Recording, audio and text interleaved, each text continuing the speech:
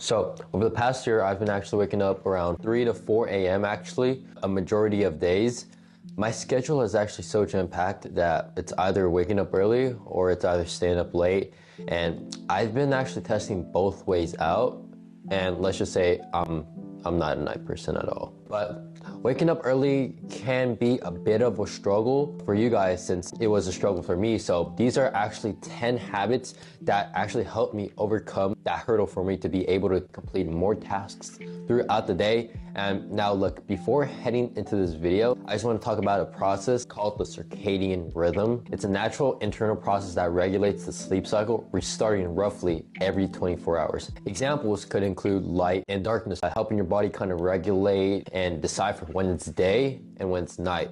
The circadian rhythm plays a crucial role in actually determining the best time to sleep and wakefulness and other physiological stuff like things that can happen to us in our actual bodies, right? It's actually important to optimize it for our sleep, for your guys' sleep as well, because most of my habits are actually based around the circadian rhythm. So getting straight into the video, I'll actually start off the video talking about the 5 habits that actually help me fall asleep better at night. And then I'll move on and talk about my process on how I kind of wake up earlier, more alert in the morning. Now, the first habit is actually making sure you eat dinner 3 hours before you go to sleep. When you're eating, whether it is like a small portion or a large consumption of food, your body is actively using energy to digest the food that you ate, and your digestive system needs time to actually break down those nutrients and to be able to absorb those necessities that you ate to be better for your body. Lying down after eating a meal, that can actually cause acid reflexes and heartburn, so I don't think that's the best idea. Growing up, I would always have dinner pretty close to my bedtime, and this actually led me to having trouble going to sleep. You know how when you're trying to sleep and you're like rolling around your bed and stuff, trying to like find a comfortable position, like you're actively flipping your pillow, you know, both ways, trying to find that cool side, but you just can't go to sleep. That's exactly how it was actually for me. And even waking up, I felt absolute garbage the very next morning as well. Since I actually started pushing my eating window a little further back, I noticed a significant change in my sleeping and my behavior throughout the day. Now, the second habit that I would recommend is stop drinking water 2 hours before going to bed. And look, I know it sounds weird, but this will actually significantly prevent you from having to wake up in the middle of the night to actually go use the restroom. Now, me personally, once I'm awake,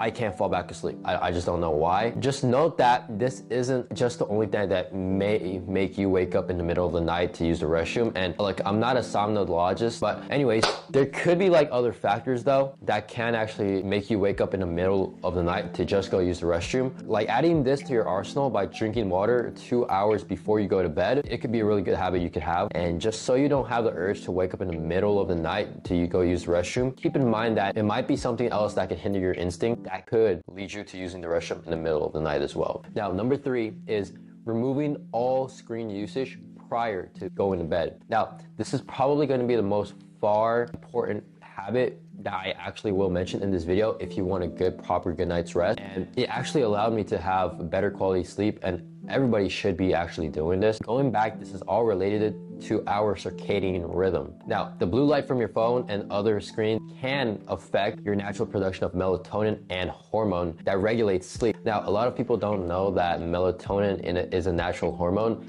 that we have that comes out when we are trying to go to sleep, which can also release growth hormones as well. So if you guys are short, if you guys are less than 5'8", you guys need to get to sleeping. But pretty much this is why it's so easy to, you know, really get glued to your phone until 4 a.m. or until like 5 a.m. in the morning, because it pretty much counterreacts to that melatonin, which is literally making you stay up because there's light in your face when there isn't supposed to be. So 99% of you watching this are probably night in and night out.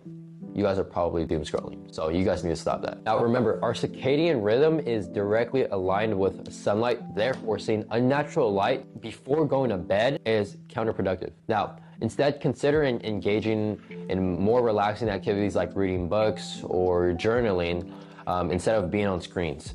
Now, the first 3 habits I just said, I actually learned from Ali Abdal and Abraham. He calls this the 3-2-1 method. It's a good idea to keep in mind, like stop eating 3 hours before going to bed, stop drinking 2 hours before going to bed, and don't use your phone or your computer or any screen usage at all 1 hour prior to going to bed. That is probably the best way to remember how to start these good habits, which is the 3-2-1 method. Now, the fourth habit is taking warm showers. If I'm coming back home from a long day, taking a warm shower really helps you alleviate some of the tension that have been built up in your body throughout the day, and it just relaxes your muscles and all sorts of stuff like that, right? So warm showers can be beneficial for multiple reasons as well. So, and honestly speaking, the natural fluctuation of your body temperature, and once you step out of that warm shower as well, your body temperature will actually begin to drop, and this actually imitates your body's natural cooling process. Now, what this means is during sleep, following the circadian rhythm, just a mixture of mental relaxation and your body's natural sleep pattern, it makes taking warm showers so good for a good night's sleep as well. Now, number 5 is one habit that I actually do every single day, and I don't think I've missed doing this like for the past year. It's pretty much I'm journaling and reading. Now, journaling specifically, it's pretty much like brain dump journaling. It's actually a great way to unload and relieve stress and anxiety that can be built up throughout the day. Just reflecting on my day and writing it down on a notepad, actually, or on a piece of paper as well. It helps me feel relaxed and feel a sense of knowing that I accomplished my day and finished all my tasks that I actually set out myself for the day that I actually wrote down, right? Which also the same reason is why I read books.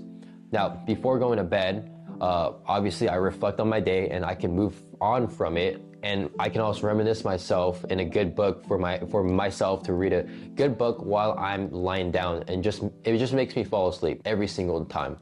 And at this point, I sort of made this into a ritual of just falling asleep with a book in my hand or with a journal in my hand. But pretty much these are better things to replace rather than being on your phone or computer. And I know you guys are kind of wondering how I read my book. Pretty much I actually use a small dim reading light that I bought for really cheap on Amazon. I'll put in the link in the description down below, but also using the time gives you the perfect opportunity to make a daily habit of reading and journaling as well. Generally, those are the things that I do in the nighttime, and that really helps me fall better and have that good night's quality sleep and actually start my day off right. Now I'll tell you the 5 habits that I do in the morning that have actually helped me wake up on time and efficiently and consistently every single day. Number 1 is waking up at the exact same time every single day. Now, I know a lot of you want to sleep in during the weekends as well.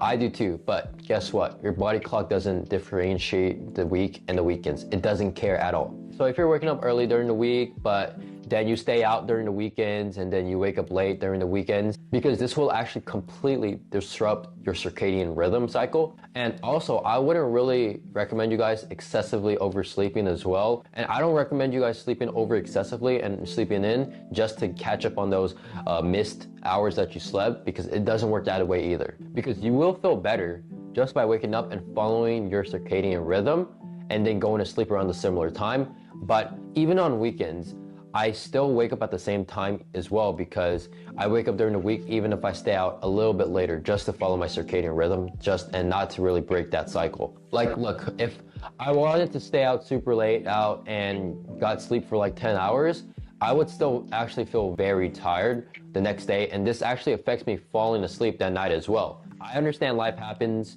I understand that you can't go to sleep to those exact same times because, with family issues, because life can be pretty interesting, right? It could be all over the place. So, but look, I would actually recommend that you guys should actually just try to wake up at the exact same times and sleep at the exact same times that you guys actually have set out for yourself. Second habit I do in the morning to help me really wake up better and just be more alert in the mornings is drinking a bottle of water every single morning right when you wake up. What I do is I usually put a bottle of water right next to me, right on my just countertop, which is a wooden desk I have next to my bed, and I just chug it immediately first thing in the morning. Genuinely, just think about it. You're sleeping for 8 hours a night, which is technically 1/3 of our 24-hour circadian rhythm cycle. So, and that's actually all the time you're not hydrating yourself. So pretty much you're not hydrating yourself for 8 hours. So you need to replace that water intake that you missed during those 8 hours. And most people don't do this at all. And you guys wonder why you guys have headaches. And now one way to reduce those headaches is to just simply drinking a glass or a bottle of water near you in the morning and just chug the water. Now, I guarantee you, right when you wake up, you see a water bottle right next to you, you're immediately going to want to drink it because you probably didn't even hydrate yourself the day prior to that. Now, number 3 is actually turn on all the lights immediately right when you wake up in your room. Honestly speaking, it's better to wake up and go outside and get some fresh air and sunlight. But for me, I wake up at 3 a.m., so there is no sunlight. But when I wake up, even for those who wake up when the sun is out, it's pretty impractical because it's not consistent throughout the year, right? With daylight saving time and all that going on. So I at least turn on all the lights in my house or in my room and to wake me up and actually force myself not to fall back asleep again. And look, don't just wake up and sit on your bed staring at a dark wall because you're going to fall asleep back again. I guarantee you guys. And I assure you not as well. You will feel much more better when you just wake up and turn on all the lights and deal with the blinding lights for just 2 seconds, because that actually helps you become more alert and become more assertive and actually want to get up on your feet and actually go brush your teeth, go take a shower, and actually get your day started. Now, number 4 is taking cold showers. So look, the sudden exposure to cold temperatures can actually stimulate your nervous systems, specifically adrenaline, which you can actually typically associate it with the fight or flight mode. And I know most of you, and I know a lot of you probably heard about that, which is exactly why it wakes you up. Cold temperature can also help you with blood circulation as well.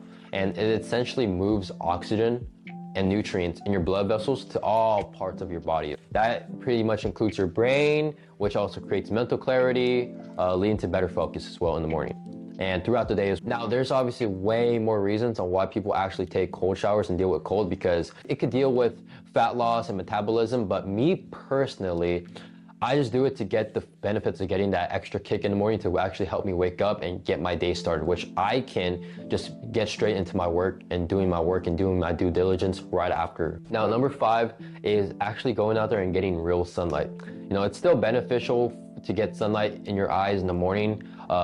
And I believe Andrew Huberman said this as well. He said in the first 60 to 90 days, if you're out there getting real sunlight, you're actually going to start your day off more positive, and it's just a proven fact. So basically, because look, more exposure to natural light early in the morning sends a signal to your brain and to your body as well that it's time to wake up. And to be more alert, sunlight actually also helps to align your natural sleep cycle, because you're seeing the sunlight at the correct time instead of staying in your dark room and on your phone just doom scrolling. That's just common knowledge right there. So after I get some work done, for me personally, since I wake up so early in the morning, after I get some work done, I would go out there and get some morning sunlight for around 5 to 10 minutes, probably more than that if it's a really nice day out.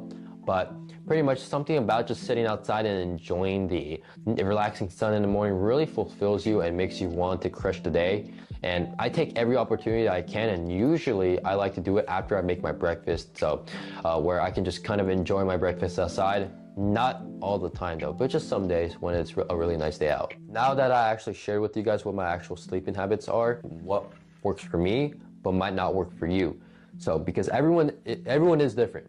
Just want to point that out, right? So try to experiment with some of these habits I told you guys and see what helps you. So trying to experiment and just test different things out, but I'm still moving things around as well, trying to figure out how to optimize myself for better sleep. And I doubt that my routine is gonna probably be the same from a few months from now. But just wanted to let you know, guys, like, don't beat yourself up too much, or actually don't even beat yourself up, because if you didn't do certain things when going to sleep or waking up, personally speaking, I don't do it every single day.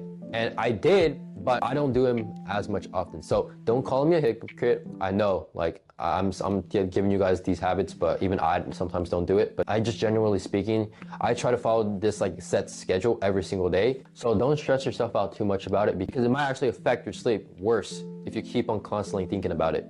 Now, I would say if you're going to incorporate these habits, try to do them as much as possible and stay consistent as well, and see how they actually will work for you. And I just want to mention that I know it seems like a lot of things that I'm doing, but look, these habits don't really take too much of your time, honestly speaking. To me, it takes me around like 5 to 10 minutes a single day. I'm not saying your morning routine should be like 3 hours, 4 hours, like, oh, you gotta take an ice bath, you gotta take a 30-minute warm shower, you gotta pray, you gotta meditate, you gotta do all of that. No, it's not like that at all. You know, it's the first and last hours I wake up and go to sleep that's kind of what I do. And I've been doing this for months on end now. And I know that a lot of people saying this on how you can improve your sleep and how you can regulate your sleep better for a good night's sleep. So many of them actually, honestly, 99.9% of them actually factor out that some of us actually have a full-time job going on and even extracurricular activities going on as well, and even school on top of that, right? And I just want to let you know, I actually have a lot going on in my life as well, so